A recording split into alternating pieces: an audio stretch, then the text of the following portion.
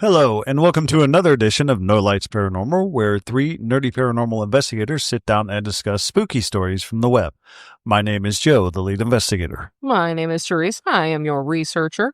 And I am Alex, your Baba Yaga enthusiast and equipment setter-upper. All around isms. Mm-hmm. I had nothing else. No.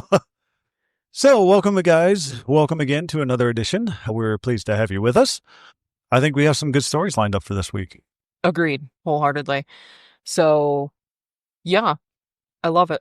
Yeah. So let's hit up the spooky news and then jump right into it. Let's do it. First things first on the spooky news, I'd like to talk about Landau's Mohican Castle.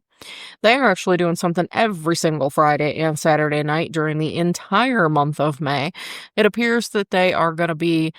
It says here, step into the past this spring and summer with our one-of-a-kind haunted history tour of Hyde Cemetery and the replica of Hyde's original log cabin. Join us for a 1-hour-plus journey back into the 1830s where you'll explore the tales of the early pioneers and Native Americans who once inhabited the castle's property. They have one tonight. The next one is going to be Friday, May 16th, 9 p.m., Saturday, May 17th, 9 p.m., and it just keeps going like that for many, many months to come.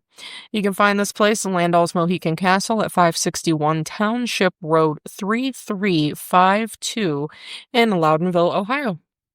Then we come right back home here for Saturday, May 17th at the Paranormal Investigation of the West Theater at 1017 Worcester Road West in Barberton, Ohio. Says here that they will embark on their paranormal hunt promptly at 7 p.m. They'll have various types of equipment to discover what or who we are communicating with. Don't worry if you're a newbie, we got you covered. This tour is guided by an experienced investigator. Please be sure to bring snacks and beverages for yourself because they will have intermission breaks. Kicks off 7 o'clock till 12:30, spine-chilling event at the historical West Theater, which is actually a really, really cool old place. And it's right down the road from us, so super awesome. Then we step into some upcoming events with some much, much bigger investigations tonight. But I realize you might not be able to make it tonight, and that's okay, because they're going to be doing it again coming up pretty soon. The Old Washington County Jail. This one is tonight, 7:30 p.m., tomorrow night, 9 p.m., at the Old Washington County Jail at 58 East Broadway in Salem, New York. So for those of you who aren't right down the road, you can head over to that one. The Fairfield County Infirmary is having a pretty awesome little ghost hunt going on from May 16th, starting at 6:30 p.m. until the 17th at 4 o'clock in the morning.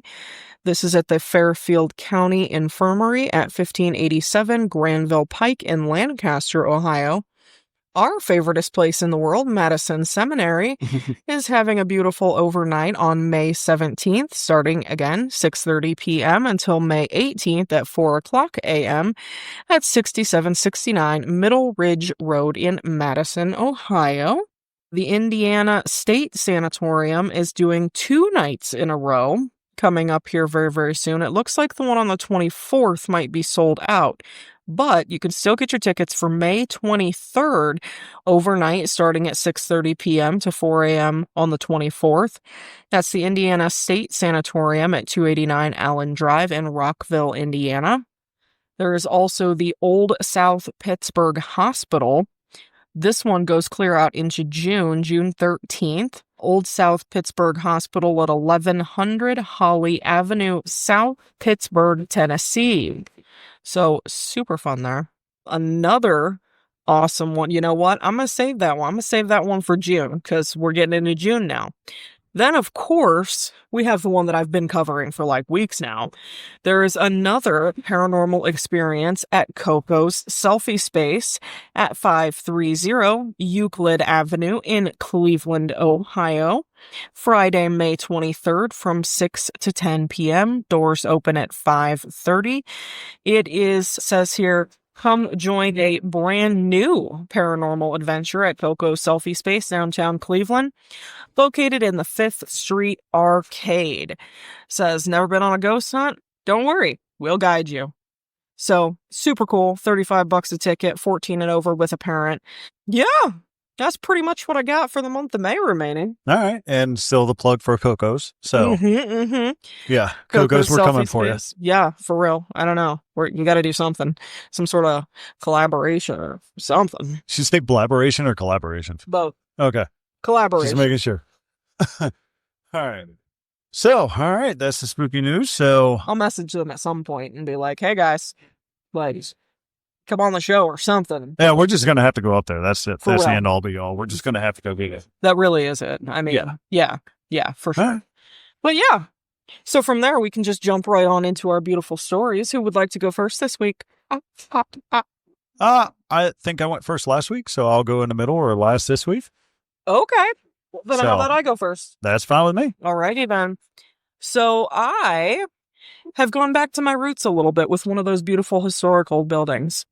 So today I am going to be taking you to the Peyton Randolph house in Colonial Williamsburg. Says here, this place is interesting actually. This place is in obviously Virginia, Colonial Williamsburg, Virginia. There are a lot of mysteries to the Peyton Randolph house, and it is honestly a residence steeped in history, tragedy, and for sure the supernatural, as most battlefield type stuff was and is. The Peyton Randolph house stands as a testament to the 18th century architecture and colonial life constructed somewhere around 1715 by William Robertson. The house was purchased in 1721 by Sir John Randolph. He was the only Virginian to be knighted by the English crown. In 1724, Sir John acquired an adjacent lot where he built a second house. His son Peyton Randolph later connected these structures, creating the current L-shaped layout. The house is renowned for its well-preserved Georgian structure, featuring original walnut paneling, brass hardwood, and pine flooring. So, quite beautiful, really. I will post some pictures of it on our page. The Peyton Randolph house is a 2-story, wood-framed structure with a 7-bay main block and a single-story L to the east. The main block is capped by a roof that is hipped at the western end and gabled at the eastern end, so it looks very nice. The main entrance is set in the center bay, sheltered by a gabled hood, basically just a porch overhang. Windows are arranged slightly out of symmetry, and which is a product basically of the building's construction history, since, like one piece was built then and the next piece was built later, and then the adjoining piece was built even after that. The oldest portion of the house is the western half on the main block. That is the one that was built in 1715 for the original owner. So the obviously 1715, this is during the American Civil War. Yeah. The home was owned by the Peachy family, and it was used as a hospital for Union and Confederate soldiers who were wounded. I can speak during the Battle of Williamsburg, which took place on May 5th of 1868. Okay. And despite the fact that it was only a one-day battle, there were a lot of casualties and a lot of wounded soldiers. It was pretty ugly. 'Tis war. In fact, yes. So, Sir John Randolph, he was a pretty prominent colonial figure. He was a respected lawyer. Again, he was the only Virginian to ever be knighted by the English crown, which is kind of a big deal. His acquisition and expansion of the house marked the beginning of its association with the Randolph family. Being the first, Peyton Randolph, he was a patriot, the first president of the Continental Congress. He inherited the house from his father. He expanded the property, of course, like I said, connecting those two structures, and then, of course, put his own personal design touches on it. Then there was Elizabeth Harris Randolph. She was also known as Betty, but I'm not really sure how Betty is short for Elizabeth. So, okay. After Peyton's death, Elizabeth continued to reside in the house until her own passing in 1782. And then it was owned by the Peachy family, specifically Mary Monroe Peachy. She welcomed French General Lafayette into her home during his visit to the U.S. in 1824. So lovely amounts of historical figures have hung out in the house. Of course, during the 18th century, there was the smallpox and tuberculosis outbreak, and many of the lives in Williamsburg were affected by that. The Peyton Randolph house was absolutely no exception. Family members, guests, and even the enslaved who worked and lived in the home, so many people got sick, so many people died. There were absolutely no cures for either one. No. It was ugly. Of course, I said again, it was a Civil War hospital for the Battle of Williamsburg. The deaths that occurred during this battle are actually what typically associate the house with paranormal activity. The Peachy family, when they lived there, they actually had a couple of different pretty personal tragedies. One of their children, who was pretty darn young, was climbing a tree in the yard. Unfortunately, he slipped, he fell, and he passed away. Another one of their children fell out of a second-story window, and she passed away as well. So, not a good place for kids, apparently. So, Doesn't sound like it. Yeah, right? Visitors and staff alike have reported a whole bunch of paranormal activity. They see ghostly figures, including a man in colonial attire. They believe that he is actually Peyton Randall himself. There's a young girl in an 18th century dress who may very well be the girl who fell from the second-story window, who was a part of the Peachy family. There are apparitions near the upstairs bedrooms and apparitions out in the yard of both. Both of these people have been seen multiple times all across the property. Disembodied voices, muffled conversations, the sounds of children playing, particularly in the dining room and parlor. Some visitors have reported hearing crying or whispers in one of the upstairs bedrooms. Several people have reported feeling like light taps on their shoulders or their arms while they're touring the house, only to turn around and see that there's absolutely nobody there. The basement is also known for disembodied voices, malevolent entities, apparitions, and a ugly feeling of being watched. They say it's very oppressive. One security guard reported hearing a growl and feeling something grab his leg that prevented him from actually moving his leg, like he couldn't get it out of the grasp of whatever this thing was. So, I mean, obviously the Peyton Randall house it's kind of a poignant reminder that America's colonial past was marked by some pretty amazing architecture, long history that was both good and bad, serious historical significances, and a lot of personal lives and love and loss and tragedy happened sort of all over that whole area. And this house just seems to be one that kind of took the brunt of it. So it's a pretty haunted place. Sounds like it. But it's beautiful. Like I said, I'm going to post pictures of it and I'll show you. I like it. I like it a lot. I especially like it back from the day. They had it painted white with like black shutters. And it looked friggin' gorgeous.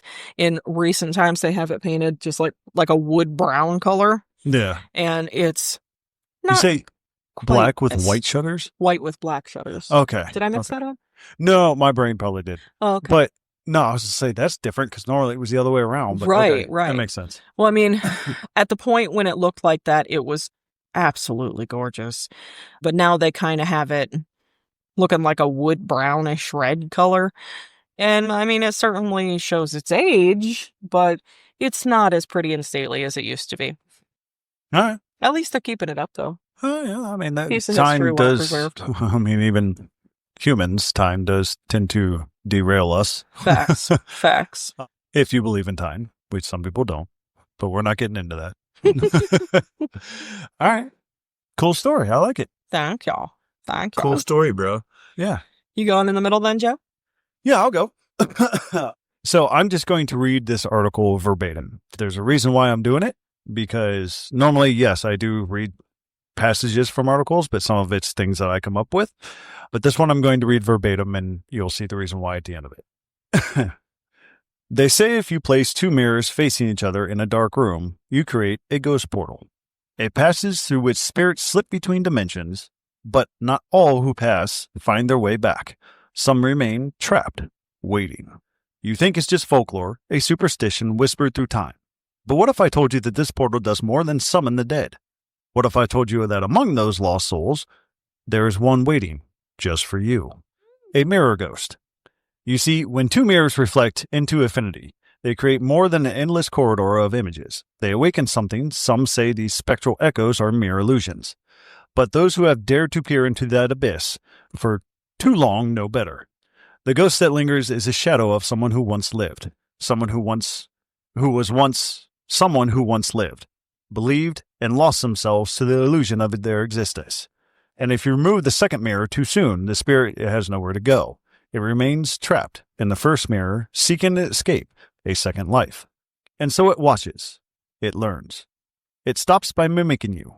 A fraction of a second of a delay of your reflection, a tilt of the head that feels off, an expression that doesn't quite match the emotion you're feeling.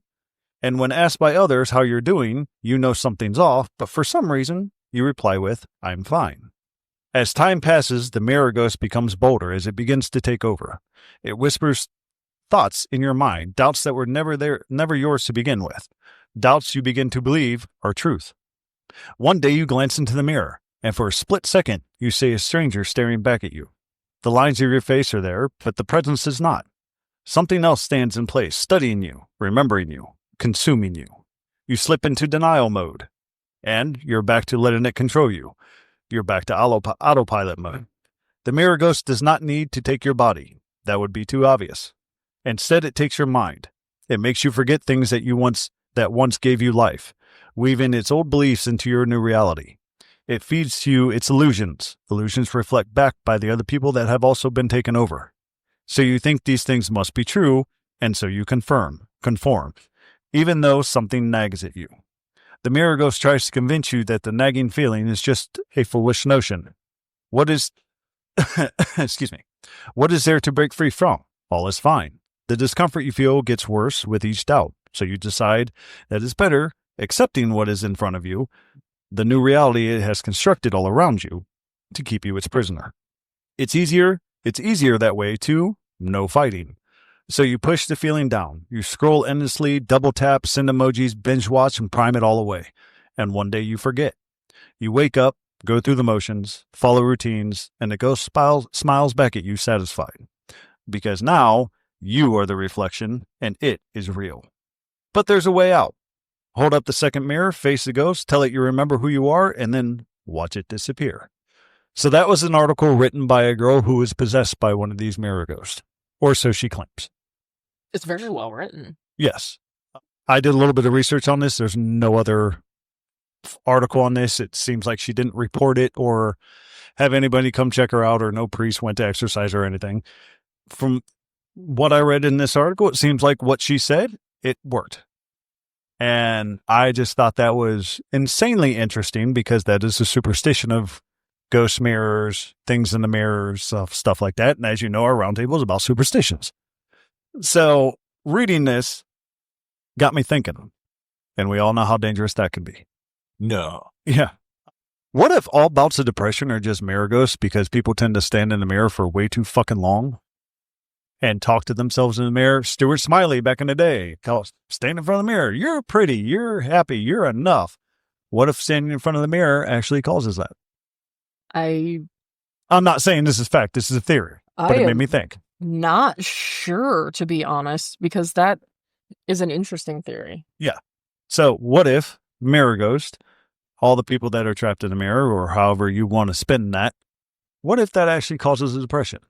So, give me a little bit of history about mirror ghosts, especially for those who are not actually aware of the superstition. Mirror ghosts are exactly what it sounds like. It's people that are spirits that got caught in a mirror, and that transference of two mirrors facing each other, got caught up in the vacuum of whatever dimension that is. It's just that.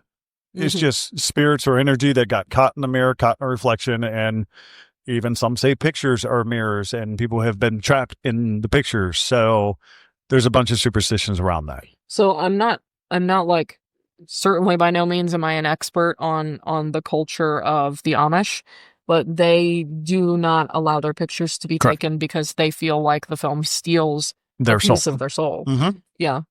So, and that's what this article brings up. This woman experienced. Whether or not she's talking about her depression or anxiety, I don't know. But she equated it to this because she said she did try the mirror doing that and standing in front of it. And she said she literally felt like she was possessed by something. Bless you. Excuse me. So it just made me have that thought. Interesting. What if people stand in front of the mirror to make themselves feel better, and they're in fact feeding that? Goes back to our theory of last roundtable of energy feeding ghosts and spirits and other energy. And have you ever stood in front of a mirror doing that and felt insanely hot? Transfer of energy. Right.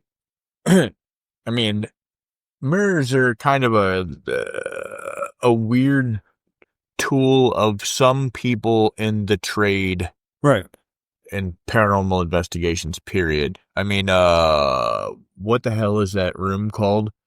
The one they had in Madison. They have one in I can't Madison. remember that, but I know what you're talking about, but I cannot remember the name of it. Oh gosh, The I weird can't remember. mirrory room that's just... Hold on. Let's ask Siri. Hey, Siri. What is the name of the ghost sending equipment that uses all mirrors in a room? Siri's got nothing. Nothing. That's hilarious. I actually am not seeing it. Why can I not remember? That's- Anyways, I'm pretty sure the people listening to this Either know. way, I think I'm they pretty know sure what we're they've shouted talking it out by now. But yeah. But no, it's just, like I said, it's one of those things where to be fair, it's kind of interesting. Sorry, psychomantium. That. But no, what I was going to say is it's kind of interesting to me sometimes the unconventional things that people will come up with to Right. try to kind of catch something or do catch something like something. that. And me and Alice can speak to that room because we kind of went into it and sat there, and it fucked with you.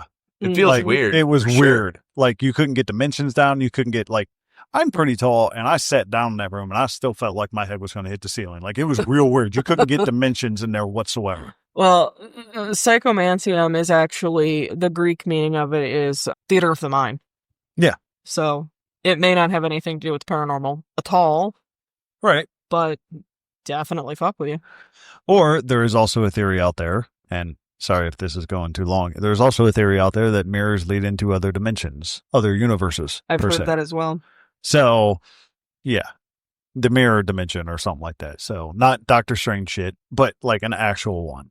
So, yeah, I thought that was an interesting story of a girl actually possessed by a mirror, and the article that she wrote I thought was beautifully written.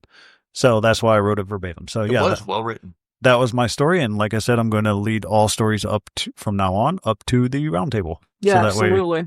Absolutely. I dig it. gives you guys something to think about and gives us something to talk about. So, Valid. Very good. What about you, sir? So I pivoted because after I completely wrote out my story and completely went over it again, like something just kept nagging at me that it was already done. okay. So you can tell me if it was already done, and if not, I'll do it next week.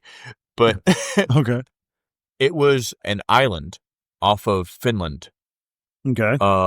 And it is the whole so the whole island itself is only 7 hectares or whatever. Okay.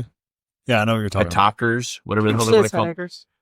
But it is literally, so it's nothing but rock and pine forest, but it's literally a graveyard for sinners. I don't think you've done that. No, I don't think so either. All right. Well, then I'm not going to talk any more about it, and I'll just do that one next week. But for some reason, like, maybe it's something that I looked at and I was going to do, and then I changed my mind because I didn't find enough about it. Yeah. And this time I found enough about it. But Okay. So you got your story for next week now. so I got my story for next week. This week, the one that I pivoted to is actually in Indonesia. It is, so Lewang Sewu stands brooding in the heart of Semarang, its silhouette cutting an imposing figure against the night sky. By this century-old landmark is a grand relic of Dutch colonial ambition, an elegant white edifice with twin towers and stained glass windows that once symbolized progress. By night, however, its deserted halls exude a chilling aura. Locals named it Lewang Sewu, or which is Javanese for 1,000 doors. Because the the countless doors and archways that line the labyrinth corridors, each door seems to whisper of passageways not just between rooms, but between past and present, and perhaps between the world of the living and the spirits of the dead. It is here, behind these doors, that some of Indonesia's most haunting tales have taken shape. Lewang Sewu was built in 1904 as the headquarters of the Dutch East Indies Railway Company, a showpiece of colonial pride and modernity. Its architects endowed it with a palatial air and an L-shaped main building with a grand staircase and almost church-like facade flanked by two soaring sky tower or water tower turrets. Beneath the complex, engineers have even installed a network of tunnels connecting to other strategic buildings in the city. For decades, the Thousand Doors bustled with clerks and engineers managing Java's railroads, but the tranquility of the colonial order would not last. World War II brought violent upheaval within these halls, leaving an indelible stain on Lewang Sewu's history, and perhaps its soul. In 1942, Japanese forces storming into Semarang and seized... What? No, sorry. Yeah, in 1942, Japanese forces stormed into Semarang and seized Lewang Sewu for their headquarters. What had been a symbol of imperial progress soon became a house of horrors. The occupiers converted building B's expansive basement, originally designed as a clever flooding system for cooling the building, into an underground prison and torture chamber. In dim cells, captives, both Indonesian and Dutch, endured unspeakable cruelty. Legend holds that prisoners were crammed into tiny airless compartments, the infamous squat cells, sometimes standing in rising filthy water until they drowned. Those who survived the torture fared no better. Many were beheaded in an execution room, their severed heads tossed into a corner and dumped in an old well by the building. By the war's end, blood had flowed freely beneath Lewang Sewu's floors. That's That's a tongue twister. Come on. Even as Japanese rule collapsed, violence did not spare the Thousand Doors. In October of 1945, a fierce 5-day battle erupted here between Indonesian freedom fighters and the returning Dutch forces. By its end, the beautiful halls were scarred by bullet holes, and at least 5 young railway workers lay dead inside. Lewang Sewu had become as much a battlefield tomb as it was a building. Little wonder that from these grim chapters grew whispers of restless spirits. After the wars, the grand complex drifted into neglect. The Indonesian National Railway took over, but by the late 20th century, Lewang Sewu was largely abandoned, its white paint peeling and empty offices succumbing to dust and darkness. Weeds crawled over cracked courtyards, and broken windows gaped like dead eyes. In this dilapidation, the building looked haunted. Go figure. Imagine that. And the stories followed. Locals would point to deep stains on the walls and the eerie silence of the Thousand Doorways and swap tales of ghostly encounters. Some thrill seekers began daring one another to slip past the gates after midnight, using the building as a proving ground for courage. Okay. Typical 1980s geek shit. Go in that haunted building, I dare you. A few even tried to spend the whole night in the forsaken chambers, though many fled before dawn, unnerved by what they heard or felt. According to Javanese spiritual tradition, which is kejawen, a violent death can tether spirits to a place where they perished. By that logic, Lewang Sewu and his history of torture and bloodshed was a beacon for hauntings. And indeed, it wasn't long before the ghost stories about 1,000 doors firmly took root in Semarang's folklore. Perhaps the most famous legend is that of a Dutch woman who died within the walls, whose spirit cannot leave. One version says that she was a young Dutch colonial lady who fell into despair and hanged herself in the building's tower back in the early 1940s. Another, more macabre tale claims that she was one of many women assaulted and beheaded by Japanese soldiers during the occupation. Either way, people believe her unhappy ghost remains a lady in white, and often describe her as a pale woman in an antiquated dress with long dark hair. Locals refer to her as Nani Balanda, which is the Dutch maiden, and say that she often haunts the upper floors. Many night guards claim to have encountered this apparition. One guard recalled trudging up a staircase on his rounds and noticing a silent woman trailing behind him. Thinking it was a late tourist, he called out, but she didn't answer, just kept ascending the stairs behind him. That would make me go faster. But Right? No shit. as the guard reached the landing, the woman did too. Finally turning toward him, he froze in terror. Her face was a bloodied mask of horror. She was floating an inch above the floor. In the blink of an eye, she vanished, leaving only the guard's panicked cries echoing down the stairwell. Fuck that shit, I'm out. The basement of Lewang Sewu is another focus of countless ghostly tales. This underground dungeon witnessed the worst atrocities of World War II, and many believe those who suffered never left. Kind of standard as far as hauntings goes. Right. Visitors and staff alike have reported an oppressive atmosphere below ground, a heavy, anxious feeling that rises the hairs on your skin. Some say that the air still carries a coppery whiff of blood if you linger too long in the dark. Tour guides warn people not to let their minds wander while touring the cells, lest the anguished energy of the place seize hold of them. One guy, Andy, recounted leading a group through the clammy basement passages one evening when an inexplicable sound stopped them in their tracks. The clinking of chains being dragged across the floor, echoing out of an empty cell. The metallic scraping grew louder as if an unseen prisoner were drudging towards them. In the dim flashlight beam, a few tourists thought they saw shadowy figures flicker at the edge of their vision. The guide swiftly herded his rattled group upstairs, his heart pounding, quoting that it felt like the building was alive and something we couldn't see. Lewang Sewu's ghosts aren't confined to the basement either. They seem to permeate every corner of the thousand doors and long echoing hallways. People have described encountering fleeting black shadows and silhouettes that dart out of sight when approached. Leah, a local university student, learned this firsthand one afternoon while exploring the building with friends. Passing by a dusty window, she suddenly recoiled in shock as a face was staring at her from the outside. Pale face with dark sunken eyes. It couldn't have been anyone from her group, and the window was on an upper floor balcony where no one should have been. She called out nervously, bringing her friends over. At first they laughed, thinking she was imagining things, until one of her friends saw the eerie face too. In a burst of panic, they all rushed out of the room. When they dared to peek back a minute later, the mysterious face had vanished completely. To this day, Leah swears that what she saw was not human. Others tell of peering down a corridor and spotting a figure at the far end, but when they move closer, they only find empty air. So, yeah, for the most part, that's Lewang. Lewang Sewu.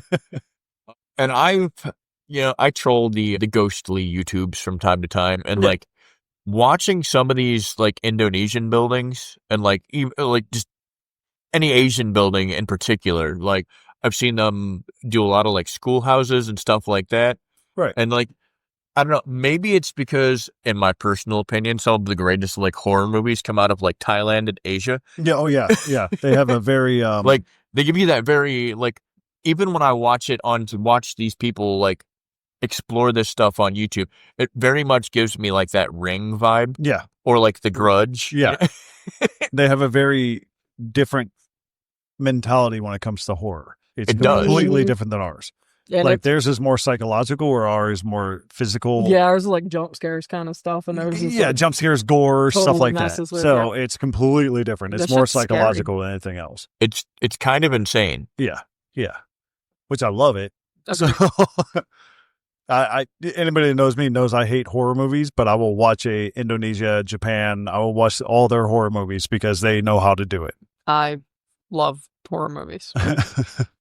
Right. No, for sure. And I think the cool part about like the Asian horror movies and their folklore, their horror movies, their religion, it all kind of like ties itself together. Yep.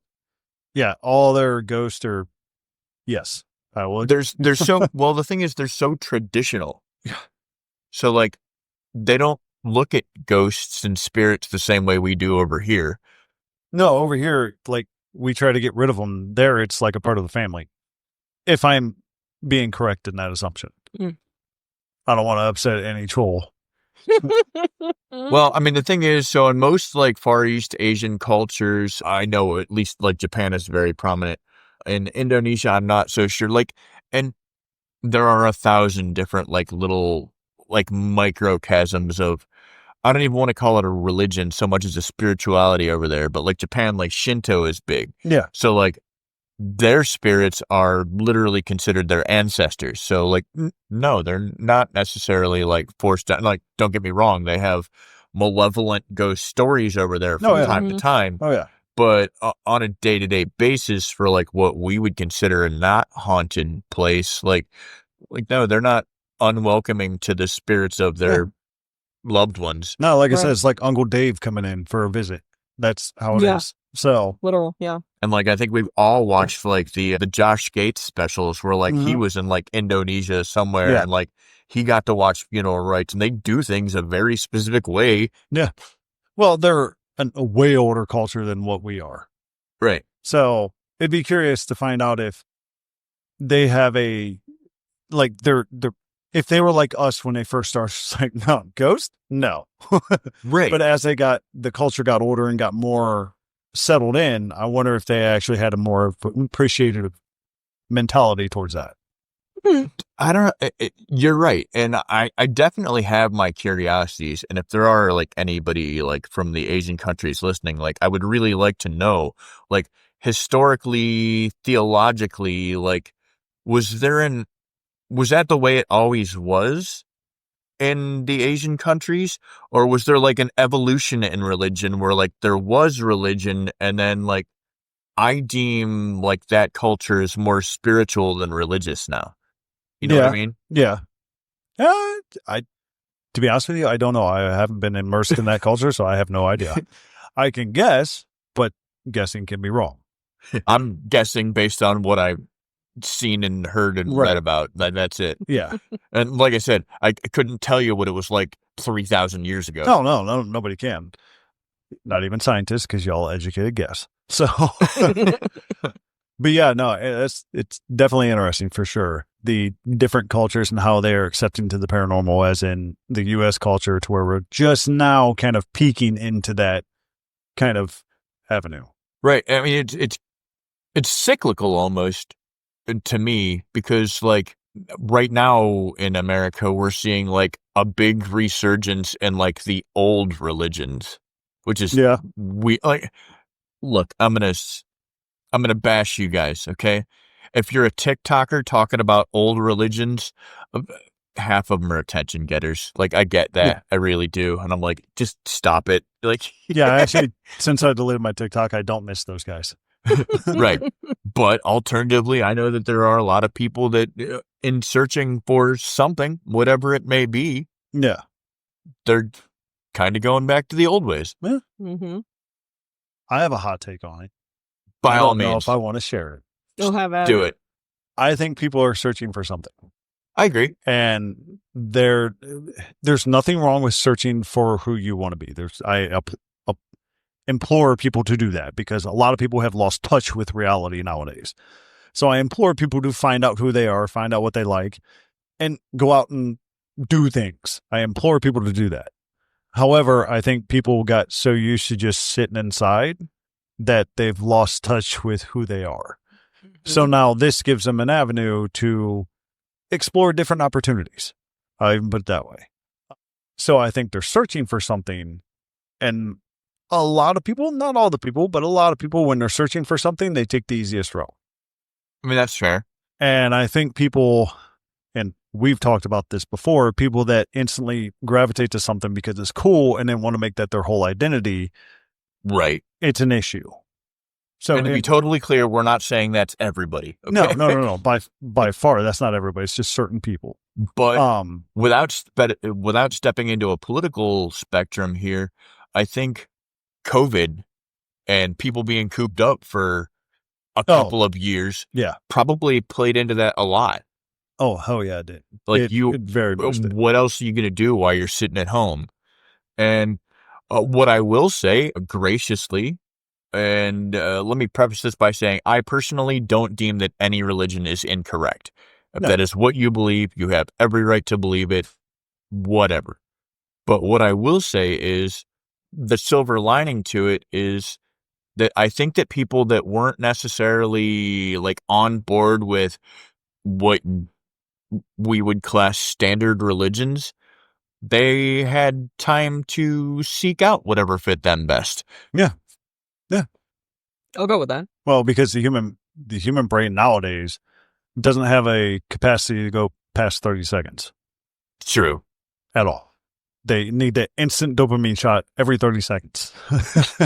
So I think people, before the invention of the internet, I think people actually did their research better.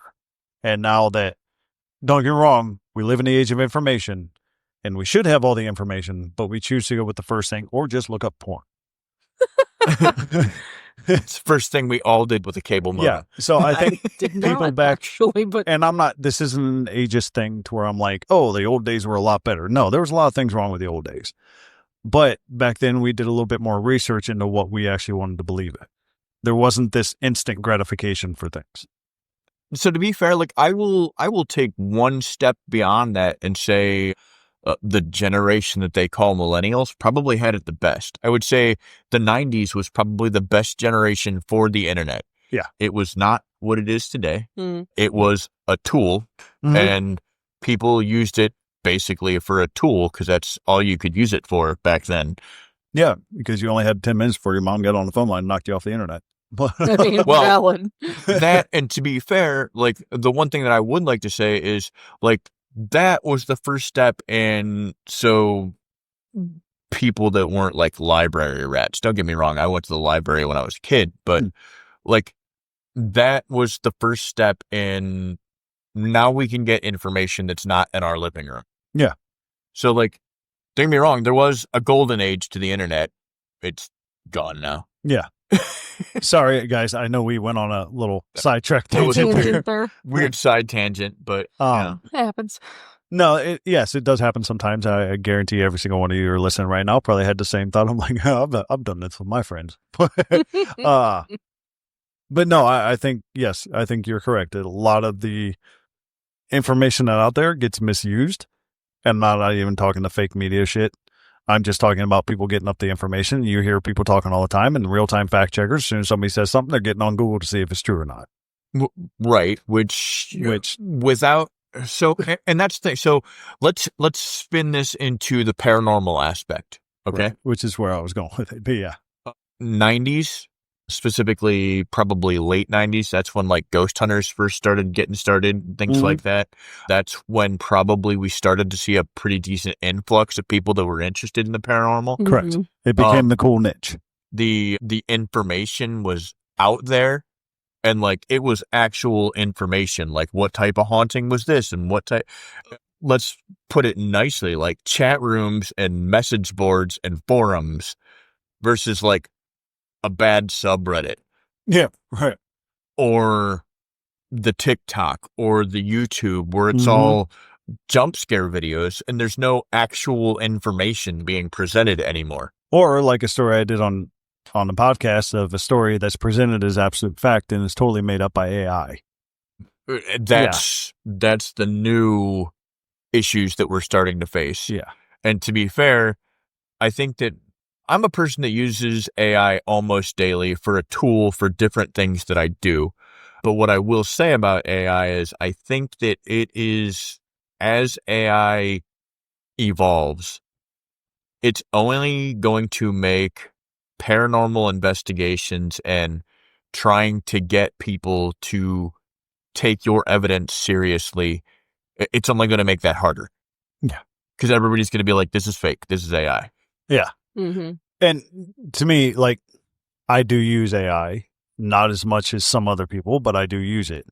But to me, I'm not talking about you whatsoever, so please don't take this to heart. Oh, you're fine.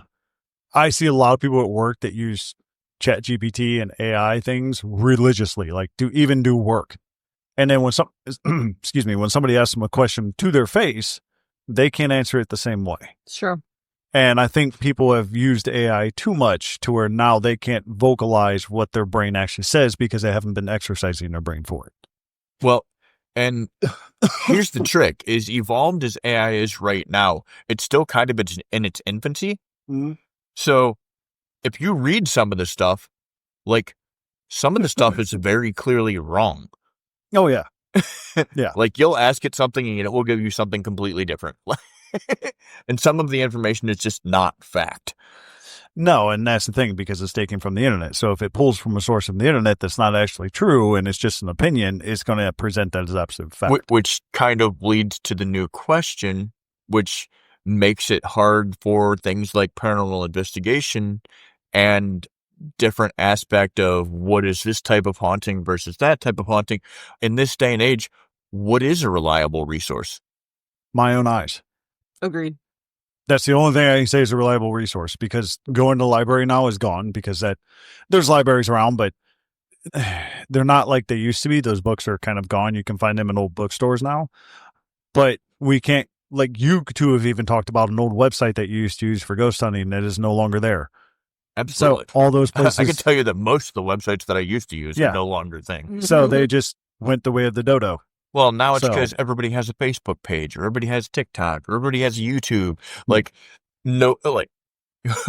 when we started using the internet, like if I wanted to post any information, I literally had to make a website. Yeah. It wasn't just uploading my profile. Until you got MySpace, which might be showing my age a little bit. Hey, man, well, MySpace was the weird in-between, right? Because there was no updating it, really. Like, you were kind of just posting an elongated profile. Yeah. Yeah. So, anyways, that's our take. Right. Yeah, sorry for the long-winded stuff, but we got off on a conversation. To wrap it into the point, take your article, for instance, that you read. You can't verify it on any website. Yeah. But that doesn't mean it's not true. Right, exactly. You know what I mean? So, like, I appreciate the subject of your article and the person who wrote the article, because maybe that's kind of what we need to go back to, is sharing the stories. Exactly. And that's one thing that I've tried to do with some of the stories I've shared is I would read a lot when I'm doing the research for it. Like I said, I try to devote like 2 or 3 hours to looking up stories and then finding the things out if I find a story and looking up the resources and all that. And a lot of what I found, especially on Reddit, is people making up stories. Yeah. And here's how I started to tell the difference between those two. The story I read right there is just her account of it. She didn't say, this person said this, and then this person reacted this way, and this. That's how you can tell a made-up story. I'm saying what I had noticed it. I'm sure some of you guys out there that are listening kind of noticed the same thing. That is how I differentiated between the two, because a real person, when they recant a story, is not going to remember what the other person said. True. Unless it scared them so much that it was seared into their brain. But they're not going to remember the whole conversation verbatim. So I would say right now, our best source of accurate information, being paranormal investigators, is just the ability to network and hear it from what we would deem as kind of a reliable source. You know what I mean? Yeah, like if you were to tell me you saw a ghost in this building, I would tend to believe you, because I've been hunting with you. I know how you differentiate between something being haunted, seeing a ghost, and between matrixing and your brain making up something because it can't figure out what it saw. I know you know the difference. So yeah, I would believe you if you guys told me about it. So absolutely.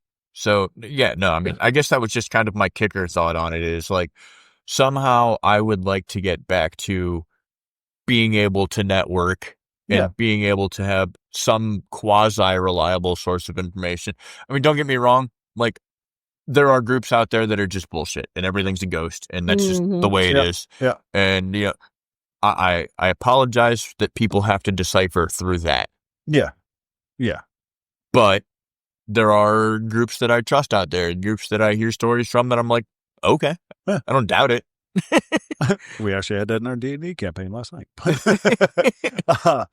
No, you're absolutely right on that. We need to get, and for the people listening out there, if you want us to look something up, and I know we say this almost every week, please reach out to us.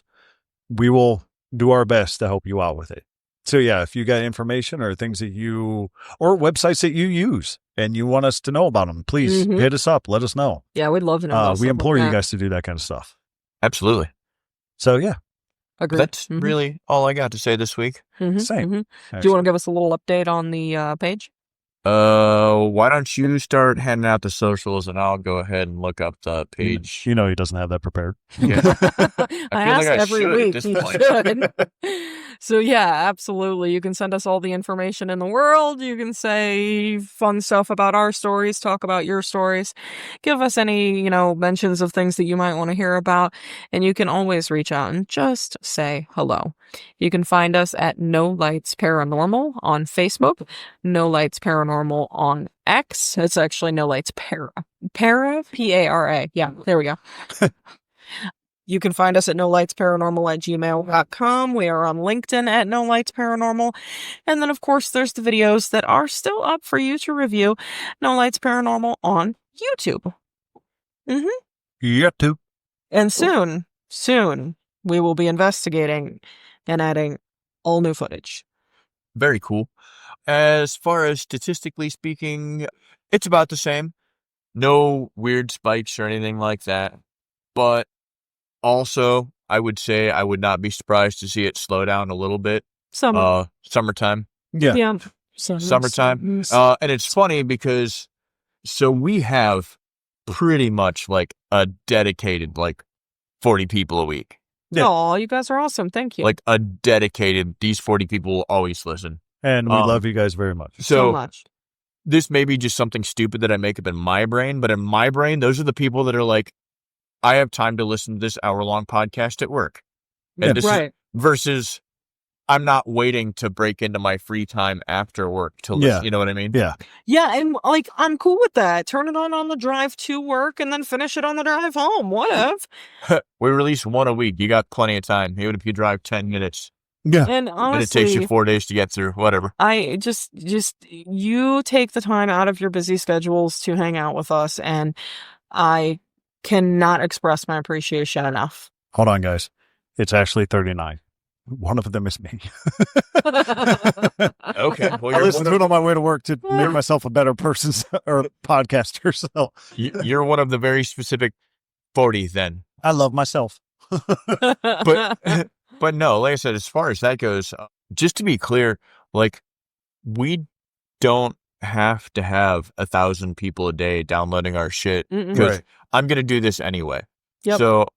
So you 40 people that are literal week to week listeners and not the weird and spiky stuff that we get sometimes. Yeah. Super appreciate you. And as long as you keep listening, we're going to keep making it. Yeah. And even to the people who just want to stop by every now and then, we love you too. I'll ask you off air. So but I got an idea, but go ahead. That said, just to wrap it up, we love you. Don't fuck with the Baba Yaga. You throw a mirror at it. Ooh.